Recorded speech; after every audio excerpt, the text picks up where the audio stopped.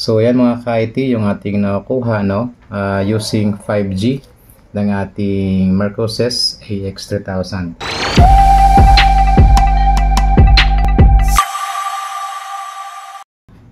Hello sa mga ka-IT natin dyan. Meron palang nagtanong sa atin kung paano daw ba i-set up itong Mercosys na AX3000 para sa Starlink bilang third party router.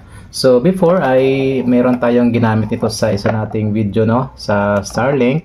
So ngayon ay alamin natin kung paano ba natin siya i-set up as third party router para sa ating Starlink. So napakadali lang mga ka-IT. Meron itong AP mode, meron din itong router mode. So ang gagamitin natin dito ay router mode kasi nga a third party router yung ating gagawin. Alright, so alamin muna natin yung mga features nito na meron sa kanya. So yun nga naka dual band siya and Wi-Fi 6 router na ito. Faster, broader and smarter. So ang kanyang ultra fast Wi-Fi 6 speeds up to 3 Gbps. Yan, so 4 times more devices. So mas marami siyang kayang i-handle na device na nakakonect sa kanya. Ayan, at naka-minimize buffering and lag. So ma-minimize yung lag dito pag tayo ay nag-gaming. So ilan lang yan. So yung iba ay mayroon pa dito sa kanyang likod. Yan, pwede natin tingnan at alamin yung ibang mga features. Pero as of now i-set up na natin to as router mode. Yan, so kukonek tayo sa kanyang Wi-Fi. So ilagay pala muna natin yung ating cable para sa ating internet. Lagay natin dito sa kanyang 1 port. Ayan ang kanyang 1 port yung kulay gray. So iilaw yan siya. Yan. So pag connected na sa internet ay iilaw yan siya. Okay, so connect tayo via Wi-Fi. So dito tayo sa isang cellphone. So ang kanyang SSID. Okay, so meron dito Mercosys 9B4B at andito rin ang kanyang 5G Mercosys 9B4B. So kahit saan tayo dyan, try natin dito sa kanyang 5G. So yung password pala nito ay nasa likuran niya. Pag tayo ay bumili, meron itong default password sa kanyang likuran. So pwede nyo dyang tingnan. So sa akin ay inalam ko na yung kanyang password. Password niya ay 56503333. So yan ang kanyang default password. Nandyan yan sa likod ng ating Mercosys AX3000. So connect lang tayo. Ayun, so connected na. Okay, so ibig sabihin, ayun may pumasok na message. Ibig sabihin meron na yung internet. Pero isa-set up muna natin siya as router mode. So ang kanyang default IP nito ay 168.0.1. Okay, then go lang natin.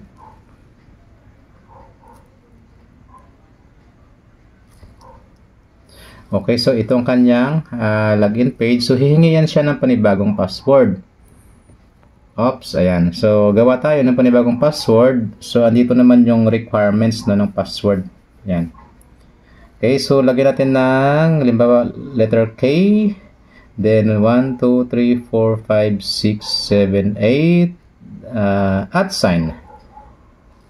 Okay, reveal natin. Yan. Then, ulitin na natin. 1, 2, 3, 4, 5, 6, 7, 8. @ Ayan, so parehas na. So, let's get started lang tayo.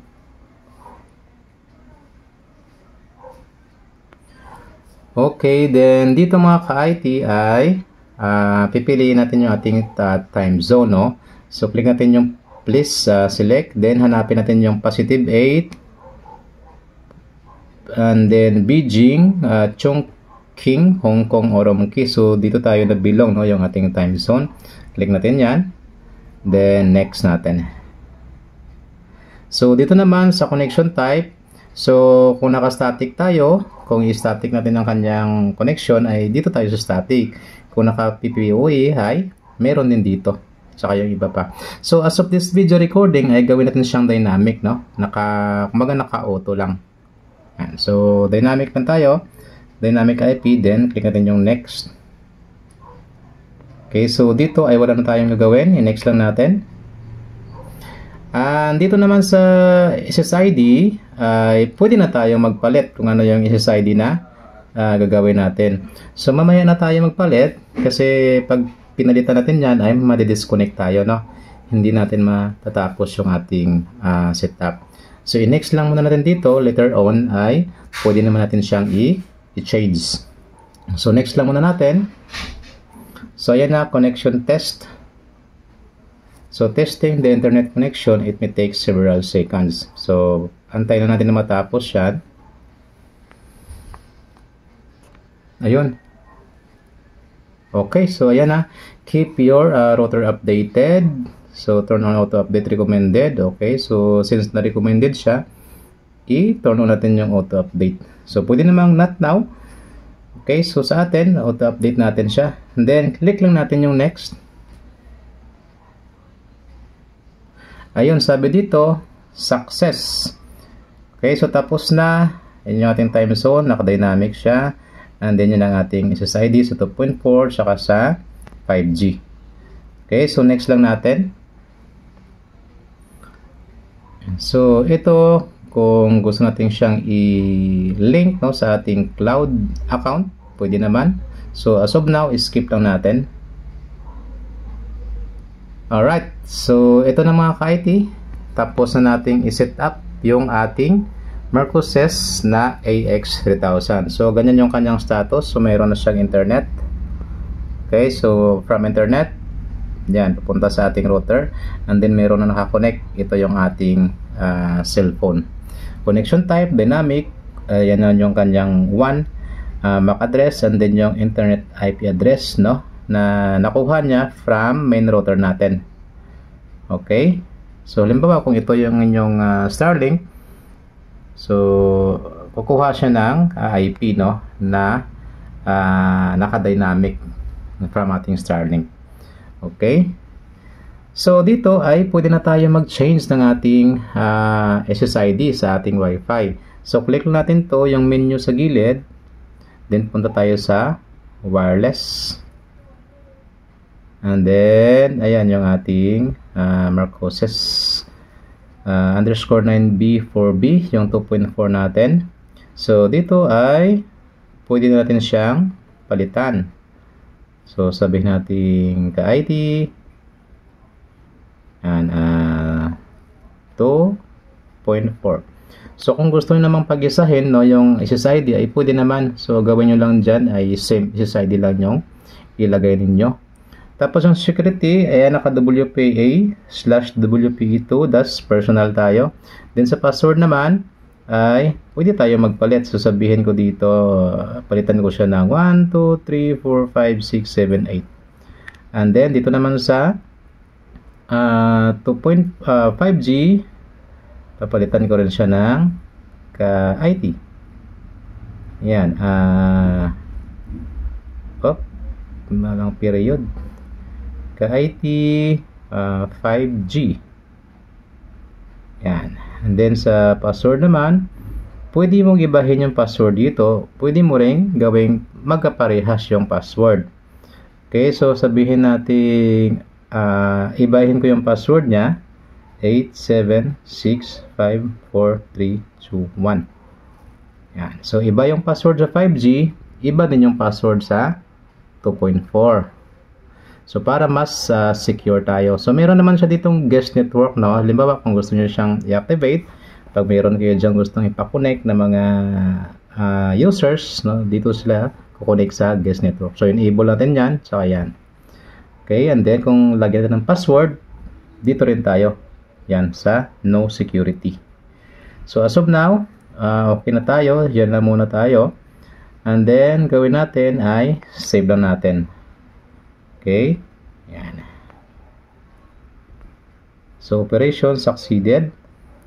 So, okay na. Yun yung ating 2.4. KIT 2.4. Ito naman yung ating 5G. KIT 5G. So, magkaiba yung password nila. Yung sa 2.4 ay 1, 2, 3, 4, 5, 6, 7, 8. Sa 5G naman ay 8, 7, 6, 5, 4, 3, 2, 1. So, kung pansin nyo, na-disconnect na tayo. Kasi nga ay umiba na yung ating SSID at password. So, now, kukonect tayo. Unahin natin yung 2.4. Ayan siya. Password 1, 2, 3, 4, 5, 6, 7, 8. And then, connect tayo. Okay, so connected na. So, gawin natin, subukan natin mag-speed test. Op.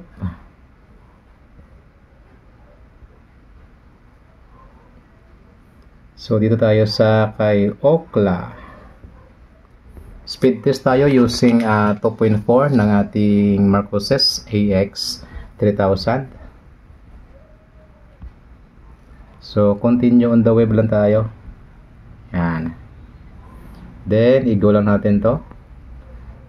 Naka-desktop mode pala itong ating Chrome, no? So, yan ang kanyang download speed. Oops, nagbe-blurred. So, ang kanyang download speed ay nasa 66. Okay. So, tanggalin natin yung desktop site. So, 66 na ang kanyang. Ayan, continue on the web tayo. Ulitin na lang natin.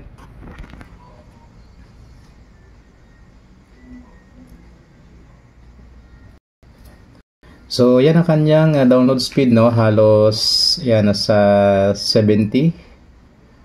So, nasa 100 Mbps ang kanyang maximum nito sa kanyang 2.4. Okay, so subukan naman natin sa kanyang 5G. 5G, KIT 5G. Ayun. So, connect tayo dyan. Then yung ating password, 87654321. Then, connect.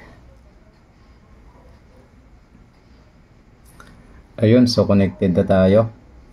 Now, mag-speed test tayo ulit. Using 5G. So, test again.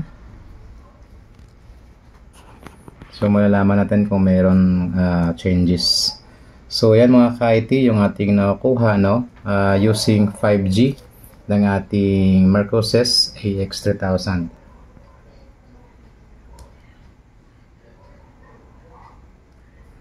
So, nasa 300 plus. Grabe, no? Malayo yung difference compared doon sa 2.4. So, halos triple yung result sa 5G ng ating Marcosys AX3000. So, test natin again.